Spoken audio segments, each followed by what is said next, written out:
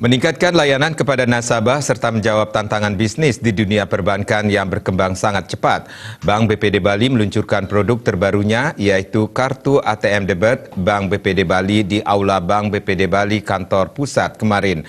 Dengan demikian, kini nasabah BPD Bali dapat bertransaksi dengan gesek.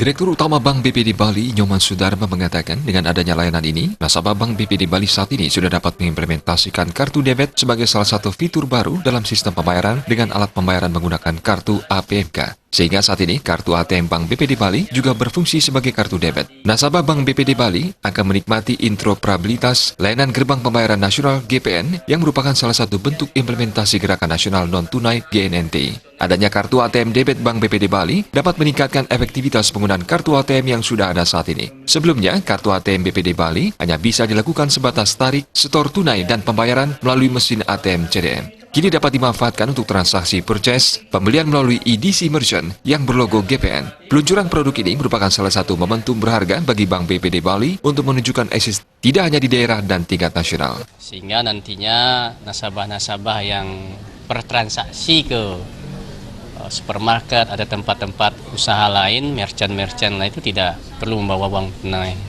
Cukup menggunakan ATM Bank BPD Bali yang dapat ditransaksikan di tempat-tempat merchant yang ada, edisi yang ada logo GPN. Transaksi ini dapat dilakukan kepada seluruh merchant yang ada dengan logo GPN yang sudah kita kerjasama dengan switching Rintis dan Arta Jasa, dua itu, sehingga nantinya kartu ATM kita bisa diterima di tempat-tempat itu.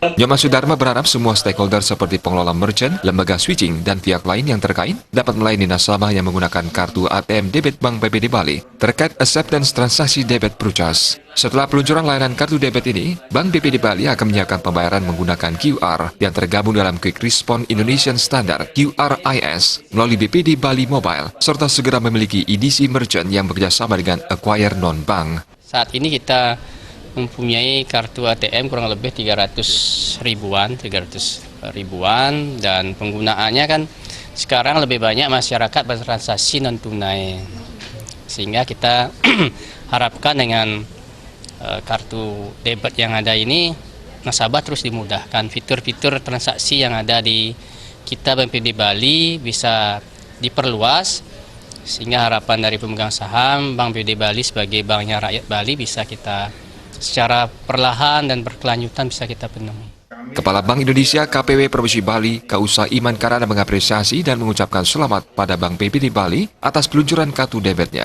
Ia berharap Bank BPD Bali dapat terus meningkatkan teknologinya karena saat ini pasar tidak hanya bergerak menggunakan APMK tetapi juga digital. Proses banking dengan digital itu layanan yang bisa dilakukan secara online karena sekarang banyak kantor bank asing yang tutup kantor karena tidak diperlukan fisik bank lagi. Semua bisa dilayani secara digital sehingga BPD Bali harus mengantisipasinya.